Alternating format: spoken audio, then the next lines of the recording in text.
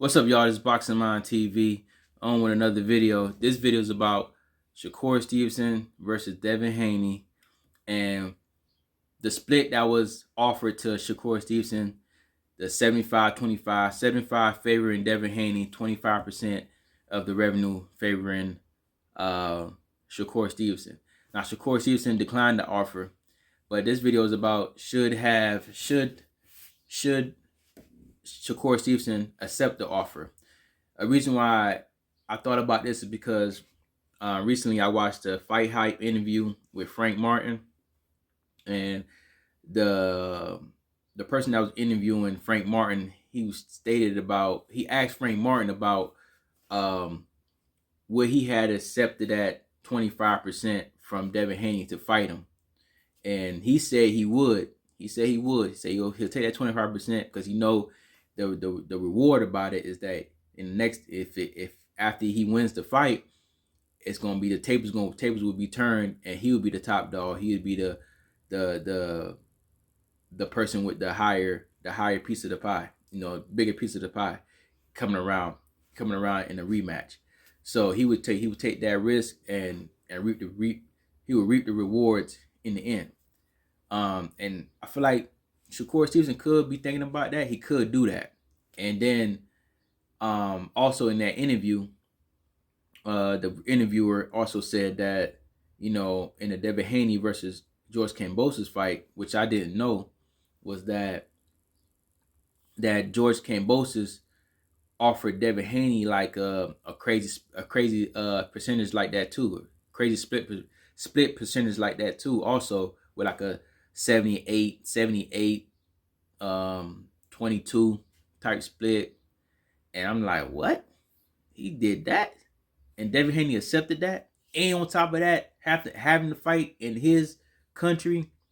And then if he won it, if he beat him in his country, do another rematch with the same basically split and fight him in his country. And Devin Haney took both of those like matches back to back and made that fight happen and took those splits, took that type of risk and came out on top. So it made me think about, well, I think Devin Haney knew, like, I could beat this guy. Ain't no way in hell this guy is beating me. And on any day, he's going to beat him. He's going to dominate him. And that's what Devin Haney did. Left both matches unquestioned that he won the fight. He won both fights easily, and I think thinking about that, it's like, well, Shakur Stevenson could take that risk. He could take that risk against a guy like Devin Haney. He could take that risk, you know what I'm saying? Take that 25% split and fight Devin Haney, and in the result of him beating him, he could flip it around and say, well, I'm taking 75, you take 25. If you want these belts back, we could fight again. I'm gonna beat you again. He could take that risk, but I think it's a higher risk for him because Devin Haney is a skilled boxer. You know what I'm saying? I think a lot of people is favoring Shakur to win. I am also. I could see Shakur winning the fight, but I'm not sleeping on Devin Haney. Devin Haney is the bigger guy, and he has skills also. And you never know what can happen in the fight. You know what I'm saying? You never know what can happen in the fight, and the other guy can come on top when you're dealing with two skilled boxers. So I don't know what Shakur Stevenson is probably thinking totally, but he could take that fight. He could take that fight and take that risk. You know what I'm saying? I think all boxers at some point in time take a risk of taking that, that shorthand, split offer that's given to them by somebody that's like, top of the weight class, and basically getting the money right now or whatever the case is, but they have something that you really want. You have to take that chance sometime, and maybe take the risk, and then the reward is going to be crazy. It's going to be great, and nobody can tell you nothing.